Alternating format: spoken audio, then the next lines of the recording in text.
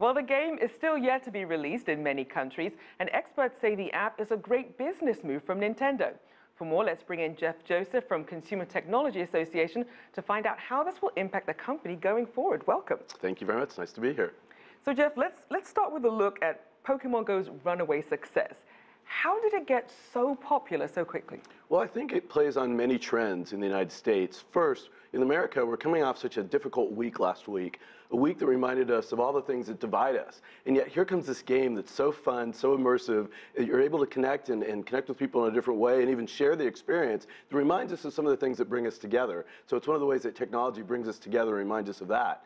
Secondly, I think it runs on our obsession with all things mobile. Smartphone penetration is crazy in the United States. We have the average household has about 2.4 smartphones. Smartphone penetration rates, now our statistics show that smartphone penetration rates are almost as high as television rates. So we're seeing this great love affair with mobile devices and smartphones. Now, Pokemon Go isn't the first mobile game to get a lot of hype, a lot of publicity, but it does seem to be growing in popularity as it debuts in more countries.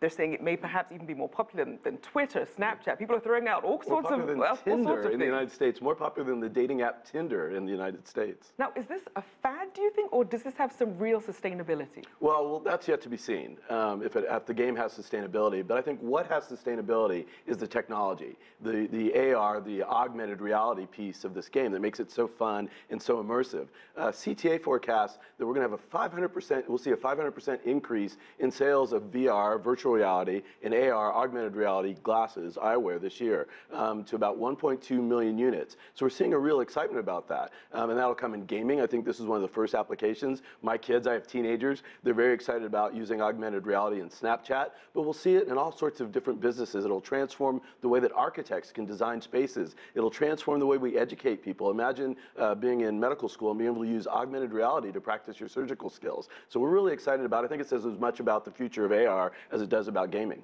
So really, instead of people just focusing on this one thing as just a trend, they should also be looking perhaps at the broader applications for the industry. That's absolutely right. The gaming industry worldwide is about a $100 billion industry.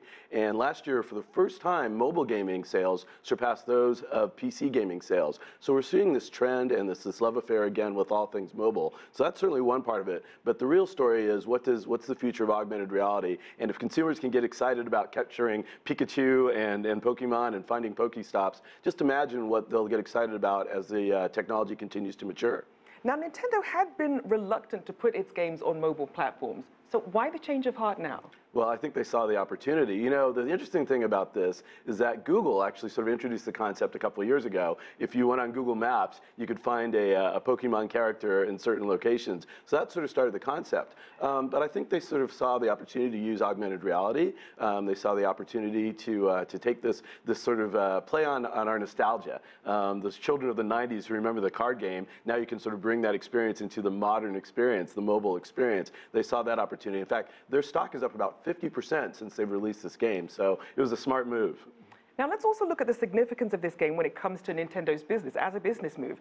Because for a while it seemed like the company was really making some missteps and couldn't really figure out what it is that consumers were looking for, especially with products like the Wii U. But now you've seen Pokemon Go, you're seeing more momentum.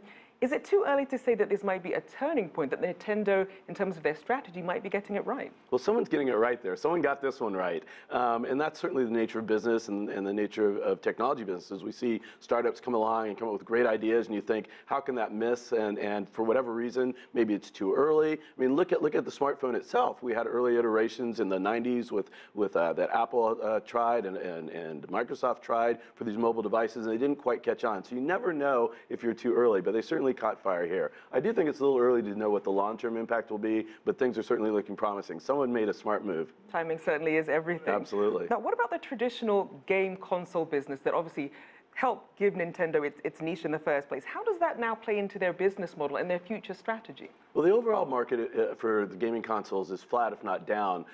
We saw there's about 42% of households have a traditional sort of console game, a Wii, a PS3, a Xbox One. About 22% of households have some sort of mobile device. But sales have slowed since the last generation was introduced. And certainly as we've seen this sea change, as smartphones have become become smarter, as they've become connected, as they've become more powerful, we've seen that shift to these devices that we carry with us all the time. Why not have those gaming applications there all the time as well? And just quickly, Jeff, with Pokemon Go becoming this huge success in just such a short amount of time, where does Nintendo go from here? Well, that's an augmented reality I can't see unless I look through the phone. I think that there's really an opportunity here to, as the technology continues to improve, now with so much media coverage and so much understanding of what AR can be and what VR will be coming just right around the corner, that there's really an opportunity for Nintendo and their competitors to step up to the plate and win this thing. Sony is out of the gate with their VR headset. Samsung has a great Galaxy headset that you can use with your mobile device. So there's a real opportunity there to take advantage of the technology of AR and VR, take advantage of our love affair with all things mobile, and really win the game and develop some what I'm sure will be absolutely fascinating and immersive games. Definitely a wake-up call for the tech world. Jeff Joseph, Senior Vice President of Communications and Strategic Relationships at Consumer Technology Association. Thank you for joining us. Thank you for having me.